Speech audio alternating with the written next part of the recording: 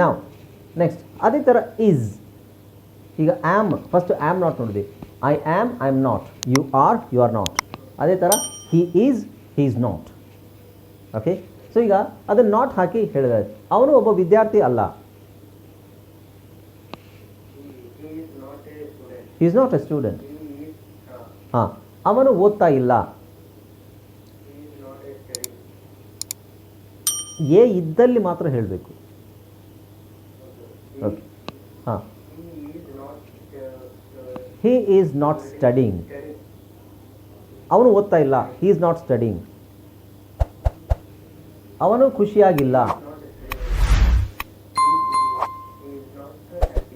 ಹಾಂ, ನೋಡಿ ಹಾಗೆ ಈಸ್ ನಾಟ್ ಇರೋದು ಶಾರ್ಟ್ ಫಾರ್ಮ್ ಮಾಡಿ ನಾವು ಇಸೆಂಟ್ ಅಂತ ಹೇಳ್ಬೋದು. ಏನಂತ ಹೇಳ್ಬೋದು? ಇಸೆಂಟ್. ಹಾಂ, ಸೊ ಎಲ್ಲದಕ್ಕೂ ಇಸೆಂಟ್ ಅಂತಲೇ ಹೇಳ್ಬೋದು.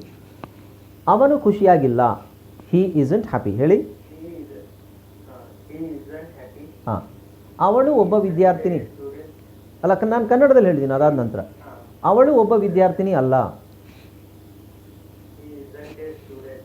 ಅವಳು ಬರಿತಾ ಇಲ್ಲ. ಅವಳು ಸಂತೋಷವಾಗಿಲ್ಲ. ಹಾಯ್ ಫ್ರೆಂಡ್ಸ್, ಇದೊಂದು ವಿಶೇಷ ಸೂಚನೆ. ನಮ್ಮಲ್ಲಿ ಇದೀಗ ಆನ್ಲೈನ್ ಸ್ಪೋಕನ್ ಇಂಗ್ಲಿಷ್ ಕೋರ್ಸ್ನ ಹೊಸ ಬ್ಯಾಚ್ ಶುರುವಾಗಿದೆ. ನೀವು ಇನ್ಮೇಲೆ ಎಲ್ಲೂ ಹೊರಗಡೆ ಹೋಗಿ ಇಂಗ್ಲಿಷ್ ಕಲಿಯುವ ಅವಶ್ಯಕತೆ ಇಲ್ಲ. ಮನೆಯಲ್ಲೇ ಕೂತ್ಕೊಂಡು ಯಾವುದೇ ಟೆನ್ಷನ್ ಇಲ್ಲದೆ, ಏನು ಮುಗಿದಿರಬಿಲ್ಲದೆ ಇಂಗ್ಲಿಷ್ ಮಾತಾಡೋದನ್ನ ಕಲಿಯಬಹುದು. ಸ್ನೇಹಿತರೆ, ಸ್ಪೋಕನ್ ಇಂಗ್ಲಿಷ್ ಮಾತ್ರ ಅಲ್ಲ, ನಿಮಗೆ ಇಂಗ್ಲಿಷ್ನ ಓದಲಿಕ್ಕೆ ಬರಲಿಕ್ಕೆ ಬರಲ್ಲ ಅಂತ ಇಟ್ಕೊಳ್ಳಿ. ಈಗ ಇಂಗ್ಲಿಷಲ್ಲಿ ನಿಮಗೆ ಓದಲಿಕ್ಕೆ ಬರಲಿಕ್ಕೆ ಬರಲ್ಲ, ಬರೀ ನಿಮಗೆ ABCD ಮಾತ್ರ ಗೊತ್ತು, ಅಥವಾ ABCD ಗೊತ್ತಿಲ್ಲ ಅಂತ ಇಟ್ಕೊಳ್ಳಿ. ಸೊ ABCD ಗೊತ್ತಿಲ್ಲ ಅಂತ ಪರವಾಗಿಲ್ಲ, ನಾವು ನಿಮಗೆ ಇಂಗ್ಲಿಷ್ನ ಬೇಸಿಕ್ಕಿಂದನೇ ಓದಲಿಕ್ಕೆ ಮತ್ತೆ ಬರಲಿಕ್ಕೆ ಸಹ ಹೇಳ್ಕೊಡ್ತೀವಿ. ಅದು ಅಲ್ಲದೆ ನೀವು ಒಂದು ವೇಳೆ ಕನ್ನಡನೇ ಬರಲ್ಲ ಅಂತ ಇಟ್ಕೊಳ್ಳಿ, ಕನ್ನಡನೂ ಹೇಳ್ಕೊಟ್ಟು ಕನ್ನಡದಿಂದ ಇಂಗ್ಲಿಷ್ನ ಹೇಗೆ ಓದೋದು, ಕನ್ನಡನೂ ನಾವು ಹೇಳ್ಕೊಟ್ಟು ಅದರ ಮೂಲಕ ಇಂಗ್ಲಿಷ್ನ ಹೇಗೆ ಕಲಿಯೋದು ಅನ್ನೋದನ್ನ ನಾವು ಈ ಕೋರ್ಸಲ್ಲಿ ಇನ್ಕ್ಲೂಡ್ ಮಾಡಿದ್ದೀವಿ. ಸ್ನೇಹಿತರೆ, ಈ ಕೋರ್ಸನ್ನು ಚಿಕ್ಕ ಮಕ್ಕಳನ್ನು ಹೊರತುಪಡಿಸಿ ಬೇರೆ ಯಾರು ಬೇಕಾದ್ರೆ ಈ ಕೋರ್ಸ್ಗೆ ಜಾಯ್ನ್ ಆಗ್ಬೋದು. ನೀವು ಕೆಲಸಕ್ಕೆ ಹೋಗೋರು ಇರ್ಬೋದು, ಮನೇಲಿ ಇರ್ಬೋದು, ಅಥವಾ ನೀವು ಯಾವುದೋ ಒಂದು ಬಿಸ್ನೆಸ್ ಮಾಡ್ತಾ ಇರ್ಬೋದು. ಓಕೆ, ಸೊ ಯಾರು ಬೇಕಾದರೂ ಈ ಕೋರ್ಸ್ನ ಜಾಯ್ನ್ ಆಗ್ಬೋದು. ಹಾಗಾದರೆ ಸ್ನೇಹಿತರೆ, ತಡ ಯಾಕೆ? ಈ ಸ್ಪೋಕನ್ ಇಂಗ್ಲಿಷ್ ಕೋರ್ಸ್ ಮತ್ತು English basic reading and writing ಕೋರ್ಸ್ನ ಜಾಯ್ನ್ ಆಗಬೇಕು ಅಂತ ಆಸಕ್ತಿ ಇರೋರು ಈ ಕೂಡಲೇ ನಿಮ್ಮ ಫೋನ್ ತೆಗೆದುಕೊಳ್ಳಿ ಹಾಗೂ ಇಲ್ಲಿ ಬರ್ತಿರುವಂತಹ ನಂಬರ್ಗೆ ಅಥವಾ ಕೆಳಗಡೆ ಬರ್ತಾ ಇರುವಂತಹ ನಂಬರ್ಗೆ ನೀವು ಕರೆ ಮಾಡತಕ್ಕದ್ದು ಅಥವಾ ವಾಟ್ಸ್ಆ್ಯಪ್ನಲ್ಲಿ ಸಂಪರ್ಕಿಸಿ ನಿಮ್ಮ ಹೆಸರನ್ನು ರಿಜಿಸ್ಟರ್ ಮಾಡಿಕೊಳ್ಳಿ. ನೋಡಿ, ನೆಗೆಟಿವ್ ಕ್ವೆಶ್ಚನ್ನು ಇದು ನೆಗೆಟಿವ್ ಆಗಿರುತ್ತೆ. ನಾನು ಫಸ್ಟ್ ಎಕ್ಸ್ಪ್ಲೈನ್ ಮಾಡ್ತೀನಿ, ಆಮೇಲೆ ಅದು ಒಂದು ಚೆಂಡು ಅಲ್ಲ.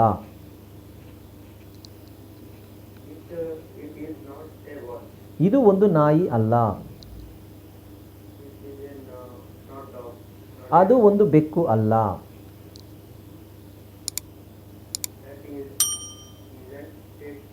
ಹಾಂ, ಇವು ಪುಸ್ತಕಗಳು ಅಲ್ಲ.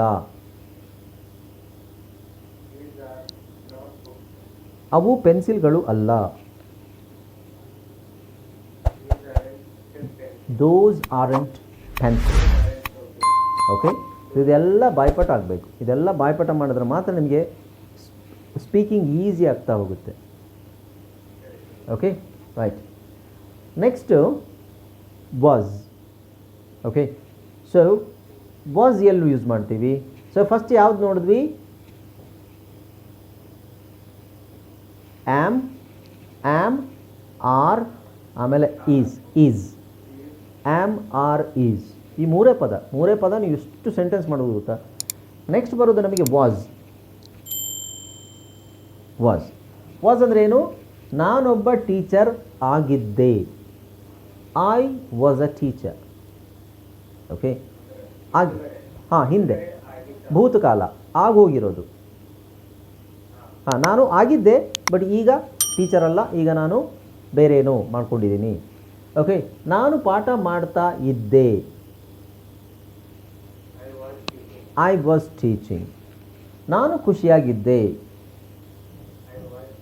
I was happy. ನೀನು ವಿದ್ಯಾರ್ಥಿಯಾಗಿದ್ದೆ. You were. ಇಲ್ಲಿ ನನಗೆ ಐ ಬಂದಾಗ ನಾವು ವಾಸ್ ಹಾಕ್ತೀವಿ, ಯು ಬಂದಾಗ ವರ್ ಹಾಕಬೇಕು. ಆಗಿದ್ದೆ, ಕಳೆದು ಹೋಗಿರೋದ್ರ ಬಗ್ಗೆ ಮಾತಾಡಬೇಕಾದ್ರೆ. ನೀನು ವಿದ್ಯಾರ್ಥಿಯಾಗಿದ್ದೆ ಆಯ್ತಲ್ವ. ನೀನು ಓದುತ್ತಿದ್ದೆ. You were studying. ಹಾಂ, ನೀನು ಖುಷಿಯಾಗಿದ್ದೆ. You were happy. ನಾವು ಆಟಗಾರರಾಗಿದ್ದೆವು. ನಾವು ಮುಂಚೆ ಆಟಗಾರರಾಗಿದ್ವಿ, ಈಗ ಆಟ ಆಡ್ತಾ ಇಲ್ಲ, ಆ ಥರ. ನಾವು ಆಟಗಾರ ಆಗಿದ್ವಿ. We were players.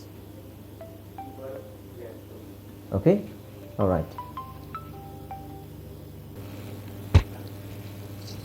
ಓಕೆ. ಈಗ ಒಂದು ಸ್ವಲ್ಪ ಮಟ್ಟಿಗೆ ಒಂದು ಐಡಿಯಾ ಸಿಕ್ತಲ್ವಾ ನಿಮಗೆ? ಹಾಂ, ಸೊ ಇದೇ ಥರ ಇದನ್ನು ನಾವು ಬಾಯ್ಪಾಠನೇ ಮಾಡಬೇಕು. ಬಾಯ್ಪಾಠ ಪದೇ ಪದೇ ಡೈಲಿ ಓದ್ತಾ ಇದ್ರೆ ಏನಾಗುತ್ತೆ, ಬೇಗ ಬರುತ್ತೆ, ಈಸಿಯಾಗಿ ಬರುತ್ತೆ, ಮತ್ತು ನೆಕ್ಸ್ಟು ಸೆಂಟೆನ್ಸ್ ಮಾಡಲಿಕ್ಕೆ ನಮಗೆ ಈಸಿ ಆಗುತ್ತೆ.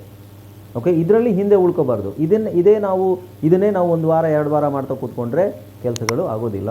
ನೀವು ಇಂಗ್ಲೀಷ್ ಕಲೀಲಿಕ್ಕೆ 2 ವರ್ಷ ಆಗುತ್ತೆ. ಓಕೆ, ನಾವು ಇದನ್ನು ನೋಡಿದ್ವಲ್ವಾ? ಹಾಂ, ಸೊ ಓಕೆ, ಸೊ ಇದು ನೋಡೋಣ. ಅವನು ವಿದ್ಯಾರ್ಥಿ ಆಗಿದ್ದ, ಇದನ್ನು ಹೇಗೆ ಹೇಳ್ತೀವಿ ನಾವು? He was a student. So ಇಲ್ಲಿ I was,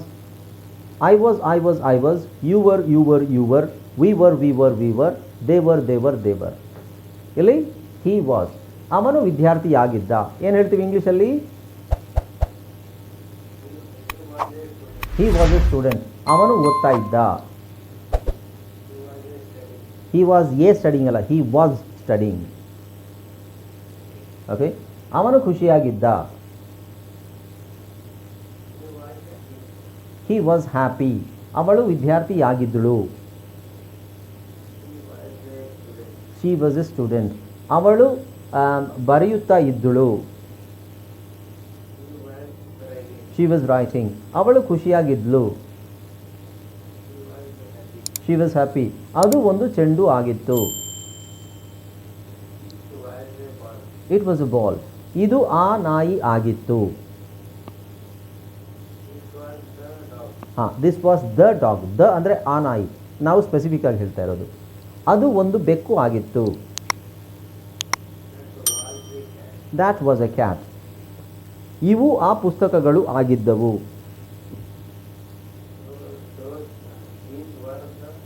these were the books. ಅವು ಆ ಪೆನ್ಸಿಲ್ಗಳು ಆಗಿದ್ದವು. Those were the pencils. Okay, those were the pencils. ಹಾಂ, ಅದೇ ನೆಗೆಟಿವ್. ಇದರದ್ದು ನೆಗೆಟಿವ್ ಏನಾಗುತ್ತೆ? ನಾನು ಟೀಚರ್ ಆಗಿರಲಿಲ್ಲ. I was not or I wasn't a teacher. Okay, so ಅದೇ ಥರ ನೀವು ಹೇಳಿ ನೋಡೋಣ. ನಾನು ಟೀಚರ್ ಆಗಿರಲಿಲ್ಲ. I was not a teacher. ನಾನು ಪಾಠ ಮಾಡ್ತಾ ಇರಲಿಲ್ಲ. I was not teaching. ನಾನು ಖುಷಿಯಾಗಿರಲಿಲ್ಲ. ಹ್ಯಾಪಿ. I wasn't happy. ನೀನು ವಿದ್ಯಾರ್ಥಿ ಆಗಿರಲಿಲ್ಲ. You were not a student. ನೀನು ಓದುತ್ತಾ ಇರಲಿಲ್ಲ. You were not studying. ನೀನು ಖುಷಿಯಾಗಿರಲಿಲ್ಲ. You ವರಂಟ್ happy. ನಾವು ಆಟಗಾರು ಆಗಿರಲಿಲ್ಲ. ನೋಡಿ, ವರ್ ನಾಟ್ ಅಂತ ಏನಿದೆ, ವಾಸ್ ನಾಟ್ ಏನಿದೆ ಅದನ್ನು ಶಾರ್ಟ್ ಫಾರ್ಮ್ ಮಾಡಿ ವಸಂಟ್ ಅಂತ ಹೇಳ್ತೀವಿ. ಅದೇ ಥರ ವರ್ ನಾಟ್ ಏನಿದೆ ಅದನ್ನು ಶಾರ್ಟ್ ಫಾರ್ಮ್ ಮಾಡಿ ವರಂಟ್. ಆರ್ ನಾಟ್ನ ಅರಂಟ್ ಅಂತ ಹೇಳ್ತೀವಿ. ವರ್ ನಾಟ್ನ ವರಂಟ್ ಅಂತ ಹೇಳ್ತೀವಿ. ವಾಸ್ ನಾಟ್ನ ವಸಂಟ್ ಅಂತ ಹೇಳ್ತೀವಿ. ಈಸ್ ನಾಟ್ನ ಈಸಂಟ್ ಅಂತ ಹೇಳ್ತೀವಿ. ಅದೇ ಥರ ಆ್ಯಮ್ ನಾಟ್ನ ಆ್ಯಮಂಟ್ ಅಂತ ಹೇಳಲ್ಲ. ಆ್ಯಮ್ ನಾಟ್ನ ಆ್ಯಮ್ ನಾಟ್ ಅಂತಲೇ ಹೇಳಬೇಕು. Okay, right. ನಾವು ಆಟ ಆಡುತ್ತಿರಲಿಲ್ಲ. Playing. We were not playing. ನಾವು ಖುಷಿಯಾಗಿರಲಿಲ್ಲ. We weren't happy.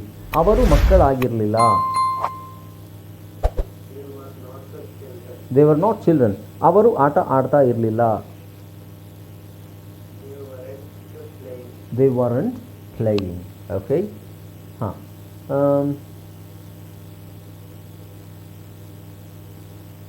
I was not, he was not.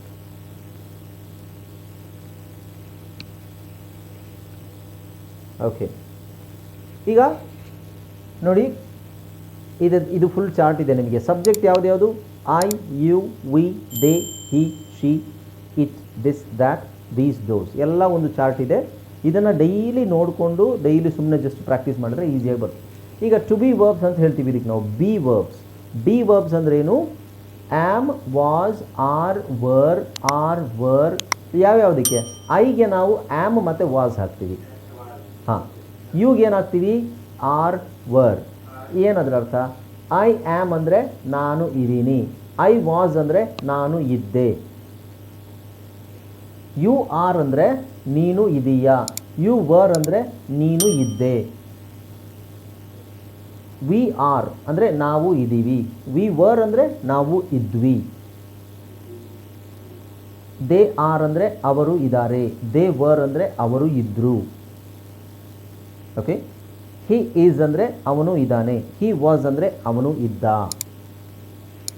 She is ಅಂದರೆ ಅವಳು ಇದ್ದಾಳೆ, ಶಿ ವಾಸ್ ಅಂದರೆ ಅವಳು ಇದ್ದಳು.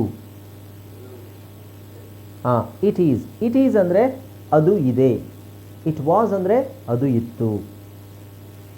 ಹಾಗೆ ದೀಸ್ ಆರ್ ಅಂದರೆ ಅವು ಇವೆ, ದೀಸ್ ವರ್ ಅವು ಇದ್ದವು, ದೋಸ್ ಆರ್ ಅಂದರೆ ಅವು ಇವೆ ಅವು ಇದ್ದಾವೆ, ದೋಸ್ ವರ್ ಅವು ಇದ್ದವು. ಓಕೆ, ಸೊ ಇವೆಲ್ಲ ನಿಮಗೆ ಮುಂದೆ ಸೆಂಟೆನ್ಸ್ಗಳಲ್ಲಿ ಬಂದಾಗ ಇದ್ರದ್ದು ಕರೆಕ್ಟ್ ಮೀನಿಂಗು ತಲೆಯಲ್ಲಿ ಕೂತ್ಕೊಳ್ಳುತ್ತೆ, ಆಮೇಲೆ ಬಾಯಿಗೆ ನೀಟಾಗಿ ನಿಮಗೆ ಪ್ರಾಕ್ಟೀಸ್ ಆಗುತ್ತೆ. ಈಗ ಈ ಥರ ಜಸ್ಟ್ ನಾನು ನಿಮಗೆ ರೆಫರೆನ್ಸಿಗಷ್ಟೇ. ಓಕೆ, ಸೊ ಇದೇನು ನೋಡಿದಾಗ ನಿಮಗೆ ಅನಿಸ್ಬೇಕು, ಇದೇನಿದು ಇದ್ದರು, ಪಾಸ್ಟ್ ಟೆನ್ಸ್ ಮತ್ತು ಪ್ರೆಸೆಂಟ್ ಟೆನ್ಸ್, ಕಳೆದು ಹೋಗಿರೋದು, ಆಗಿರೋದು ಮತ್ತು ಇವಾಗಿರೋದು. ಓಕೆ, ಆಮೇಲೆ ಟು ಬಿ ವರ್ಬ್ಸ್ ನೆಗೆಟಿವ್ ಏನು, ಆ್ಯಮ್ಗೆ ನಾಟ್ ಹಾಕ್ತೀವಿ, ಆ್ಯಮ್ ನಾಟ್ ಅಥವಾ ವಾಸ್ ನಾಟ್. ಅಂದರೆ ಐ ಬಂದಾಗ ನಾವು ನೆಗೆಟಿವ್ ಏನಾಗ್ತೀವಿ, I am not, I was not, you are not, you were not, we are not, we were not, they are not, they were not. Okay, so ಇದ್ರದ್ದು short form contraction ಅಂತ ಹೇಳ್ತೀವಿ. Am ನಾಟನ್ನು ನಾವು ain't ಅಂತ ಹೇಳ್ಬೋದು, was ನಾಟನ್ನು wasn't ಅಂತ ಹೇಳ್ಬೋದು, R ನಾಟನ್ನು ಅರಂಟ್ ಅಂತ ಹೇಳ್ಬೋದು, ವರ್ ನಾಟನ್ನು ವರಂಟ್ ಅಂತ ಹೇಳ್ಬೋದು. ಓಕೆ, ಸೊ ಈ ಚಾರ್ಟು ನಿಮಗೆ ಅಷ್ಟು ಬೇಗ ನಿಮಗೆ ತಲೆಗೆ ಬರೋದಿಲ್ಲ, ಸ್ವಲ್ಪ ಪ್ರತಿದಿನ ಅದನ್ನು ಪ್ರಾಕ್ಟೀಸ್ ಮಾಡೋದು, ಬರೆಯೋದು. ಆಮೇಲೆ ಬೇರೆ ಸೆಂಟೆನ್ಸ್ಗಳನ್ನು ನಾವು ಪದೇ ಪದೇ ಹೇಳ್ತಾ ಇರಬೇಕು, ಬೇರೆ ಸೆಂಟೆನ್ಸ್ ಹೇಳ್ತಾ ಇರ್ತೀವಿ, ಬೇರೆ ಸೆಂಟೆನ್ಸ್ ಪ್ರಾಕ್ಟೀಸ್ ಮಾಡೋಣ. ಆವಾಗ ಏನಾಗುತ್ತೆ, ನಿಮಗೆ ತುಂಬ ಸೆಂಟೆನ್ಸು ಒಂದೇ ಸಲ ನೋಡಿದಾಗ ಪದೇ ಆ ಸೆಂಟೆನ್ಸ್ಗಳನ್ನ ರಿಪೀಟ್ ಮಾಡಬೇಕಾದ್ರೆ ನಮಗೆ ಅದು ಕರೆಕ್ಟಾಗಿ ಕೂತ್ಕೊಳ್ಳುತ್ತೆ. ಆ್ಯಮ್ ಎಲ್ಲಿ ಬಳಸಬೇಕು, ಆರ್ ಎಲ್ಲಿ ಬಳಸಬೇಕು, ವಾಸ್ ಎಲ್ಲಿ ಬಳಸಬೇಕು, ವಸಂಟ್ ಎಲ್ಲಿ ಬಳಸಬೇಕು. ಓಕೆ, ಸೊ ಇದೆಲ್ಲ ಒಂದೇ ಸಲಕ್ಕೆ ಬಂದುಬಿಡಲ್ಲ, ಯು ಹ್ಯಾವ್ ಟು ಪ್ರಾಕ್ಟೀಸ್. ಅರ್ಥ ಆಯ್ತಾ? Okay, right. ಈಗ ಎಕ್ಸಸೈಸ್, ಸುಮ್ಮನೆ ಇದರಲ್ಲಿ ಎಕ್ಸಸೈಸು ನಾನು ಜಸ್ಟ್ ಕನ್ನಡದಲ್ಲಿದೆ, ನಿಮಗೆ ಎಷ್ಟಾಗುತ್ತೆ ಅಷ್ಟು ಇಂಗ್ಲೀಷಲ್ಲಿ ಇದನ್ನು ಹೇಳೋಕ್ಕೆ ಟ್ರೈ ಮಾಡಿ, ಸುಮ್ಮನೆ ಜಸ್ಟ್. ಓಕೆ, ನಾನೊಬ್ಬ ಟೀಚರ್ ಇದ್ದೀನಿ. ಹಾಂ, very good. I am A teacher. Okay, so ಇದೆಲ್ಲ ಒಟ್ಟಿಗೆ ಬಂತ? ಹಾಂ, ಸೊ ನಾನು ಪಾಠ ಮಾಡ್ತಾ ಇದ್ದೀನಿ. I am A. ನೋಡಿ, ಎಲ್ಲಿ ಯೂಸ್ ಮಾಡ್ತೀವಿ, ಒಬ್ಬ, ಒಂದು. ಹಾಂ, ಸೊ ನಾನು ಪಾಠ ಮಾಡ್ತಾ ಇದ್ದೀನಿ, ಐ ಆಮ್ ಟೀಚಿಂಗ್. ಓಕೆ, ನಾನು ಸಂತೋಷವಾಗಿದ್ದೀನಿ, ಐ ಆಮ್ ಹ್ಯಾಪಿ. ನೀನೊಬ್ಬ ವಿದ್ಯಾರ್ಥಿ ಇದೀಯಾ? Very good, you are a student. ನೀನು ಓದ್ತಾ ಇದೀಯಾ? ಹೇಳಿ. You are studying. ನೀನು ಸಂತೋಷವಾಗಿದೆಯಾ? You are happy. ನಾವು ಆಟಗಾರರು ಇದ್ದೀವಿ. ಪ್ಲೇಯರ್ಸ್. We are players. ನಾವು ಆಟವಾಡುತ್ತಿದ್ದೇವೆ. We are playing. ನಾವು ಸಂತೋಷವಾಗಿದ್ದೀವಿ. We are happy. ಅವರು ಮಕ್ಕಳು ಇದ್ದಾರೆ. They are children. ಅವರು ಆಟವಾಡ್ತಿದ್ದಾರೆ.